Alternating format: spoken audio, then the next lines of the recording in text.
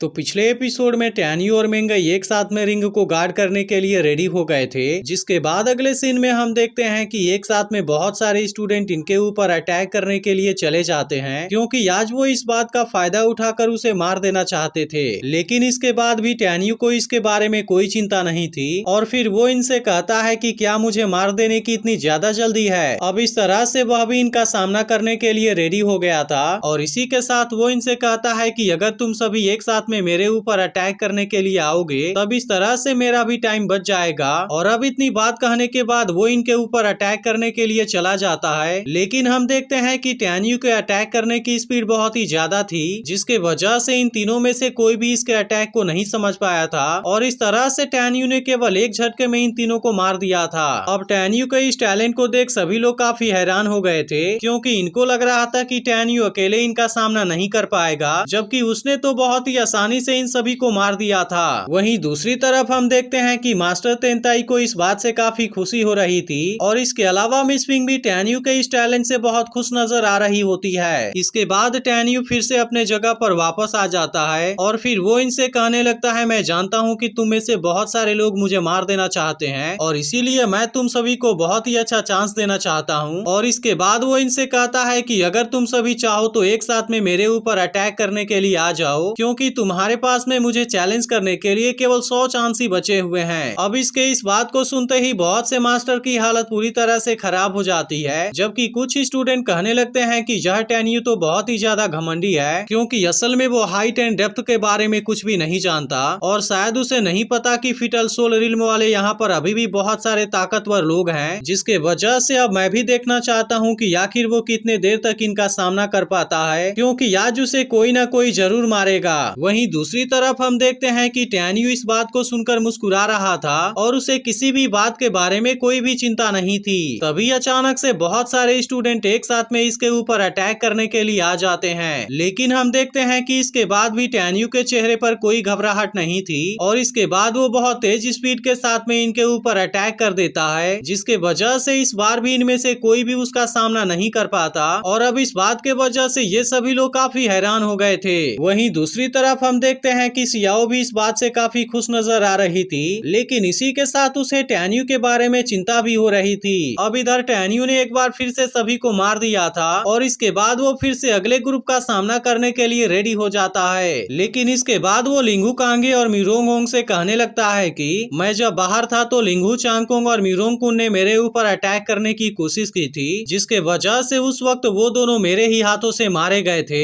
लेकिन इसके बाद टैन्यू वुहोंग को भी इसके बारे में वार्निंग देता है और फिर वो उसे कहता है कि तुम्हारे बेटे ने बहुत गलत काम किया था, जिसके वजह से मैंने उस वक्त उसे बहुत ही बुरे तरीके से जख्मी किया था, लेकिन अगर आज वो यहाँ पर आया होता तो मैं उसे तुम्हारे सामने ही मार देता, लेकिन उसने तो डर के वजह से सुसाइड ही कर लिया। इसके बाद टैन्यू किंग चुवान से कहता है कि मुझे तो समझ में नहीं आता कि आखिर तुमने अपने 5 सोल डिवीजन के स्टूडेंट को मेरे ऊपर अटैक करने के लिए क्यों भेजा और कहीं इसके पीछे की वजह जियान तो नहीं है, क्योंकि ऐसा करके तुम उसे मेरे पास में आने से रोकना चाहते हो। तब इस पर किंग चुवान टैन्यू से कहता है कि मेरे डिवीजन के स्टूडेंट तुम्हें चैलेंज करना चाहते हैं और शायद वो तुम्हें मार भी देना चाहते हैं, लेकिन अब इसके इस बात को सुनकर टैन्यू भी इसके ऊपर गुस्सा हो गया था और फिर वो उसे कहता है कि अब मुझे भी किसी बात से कोई फर्क नहीं पड़ता, क्योंकि अब इस कंपटीशन के खत्म होने तक चाहे तुम्हारे डिवीजन से कोई भी स्टूडेंट क्यों ना आ जाए, लेकिन अब तुम्हारा डिवीजन भी मेरे हाथों से नहीं बचेगा और मेरे सामने जो भी आएगा वो मारा जाएगा। लेकिन अब इसके इस बात को सुनकर कुछ स्टूडेंट इसके ऊपर भी गुस्सा होने लगे थे और फिर वो टैन्यू से कहते हैं कि तुम्हें अपने ऊपर इतना ज्यादा घमंड नहीं होना चाहिए, क्योंकि यहाँ पर भी कोई ना कोई जरूर होगा जो कि तुम्हें मारेगा।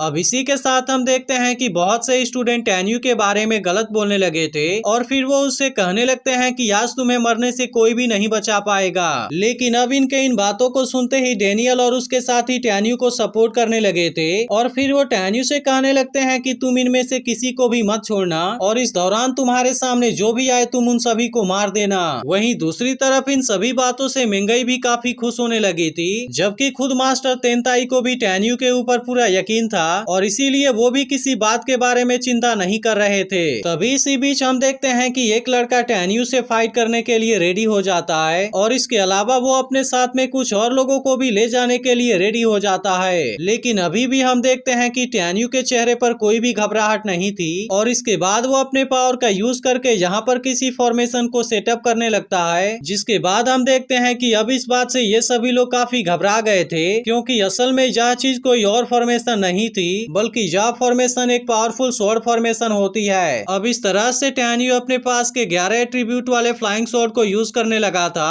और इसका यूज करके वो अपने चारों तरफ फॉर्मेशन को सेटअप कर देता है। लेकिन अब इसे देखते ही उधर मिंगई काफी हैरान हो गई थी, क्योंकि आज उसने पहली बार टैन्यू के इस स्वॉर्ड फॉर्मेशन को देखा था। इसके बाद टैन्यू इन सभी से कहने लगता है कि मुझे अब चैलेंज करने के लिए केवल तुम्हारे पास में 75 चांस बचे हुए हैं और इसलिए अगर तुम मुझे अभी भी मारना चाहते हो तो मैं अपनी लाइफ के साथ में यहीं पर खड़ा हूँ, लेकिन अगर तुम इस फॉर्मेशन के अंदर आना चाहते हो तो तुम्हारे पास में केवल 10 ब्रेथ का टाइम बचा हुआ है, क्योंकि उसके बाद मैं इस फॉर्मेशन के अंदर किसी को भी नहीं आने दूंगा और अगर इसके वजह से इसमें कोई भी मारा गया तब इस बात के बारे में मेरा कोई भी जवाब नहीं होगा। अब इस बात को सुनकर ये सभी लोग काफी हैरान हो गए थे और इसी के साथ यह चीज इनको काफी अजीब भी लग रही थी। इसके बाद इनमें से एक लड़का कहने लगता है कि टैन्यू के पास में तो फिटल सोल रिल्म की केवल 9th लेवल वाली कल्टीवेशन है, लेकिन इसके बाद भी वो इतने पावरफुल स्वॉर्ड फॉर्मेशन का यूज कैसे कर पा रहा है। और अब इतनी बात कहने के बाद वो टैन्यू का सामना करने के लिए चला जाता है, क्योंकि उसे अभी भी लग रहा था कि वो टैन्यू को बहुत ही आसानी से हरा देगा।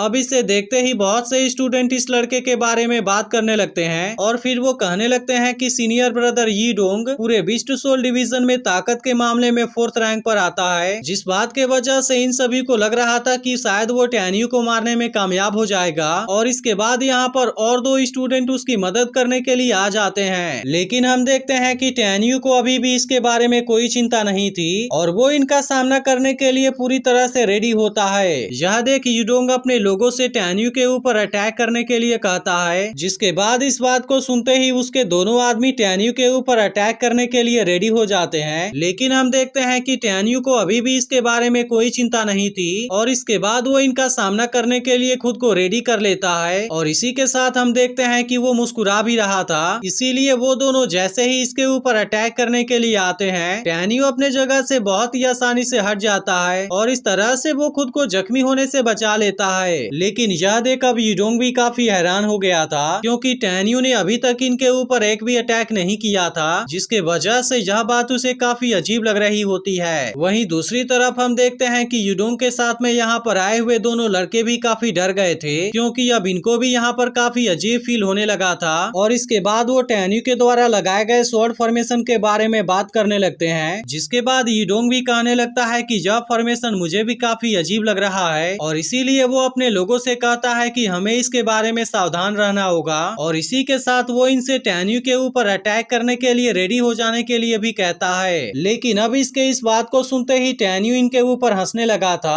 और फिर वो इनसे कहता है कि अब तुम यहाँ पर कुछ भी नहीं कर पाओगे। और अब इतनी बात कहने के बाद वो अपने वाइंड पावर का यूज करना शुरू कर देता है, जिसके बाद हम देखते हैं कि इनके ऊपर कोई पावर एक्टिवेट होने लगी थी और अब इसे देखते ही इन सभी का होश गायब हो जाता है। लेकिन इसमें से एक लड़के को लग रहा था कि यह कोई खास पावर नहीं है और इसीलिए उसे इस पावर के बारे में कोई भी चिंता नहीं थी। तभी इसी बीच हम देखते हैं कि डोंग ने टैन्यू के ऊपर अटैक करने का डिसाइड कर लिया था और इसीलिए वो अपने आदमी से कहता है कि तुम टैन्यू के ऊपर अटैक करने के लिए रेडी हो जाओ, क्योंकि अब हमें उसे यहीं पर मार देना है। लेकिन वहीं दूसरी तरफ हम देखते हैं कि टैन्यू भी अब इनको मारने के लिए रेडी हो गया था और इसी वजह से उसे भी किसी बात के बारे में कोई चिंता नहीं होती, जिसके बाद एपिसोड यहीं पर एंड हो जाता है। लेकिन अगर आपने इसके पिछले एपिसोड को मिस कर दिया हो तो लेफ्ट वाली वीडियो जरूर देख लेना और अगर एक्सप्लेनेशन आपको अच्छी लगी हो तो वीडियो को लाइक भी जरूर कर देना।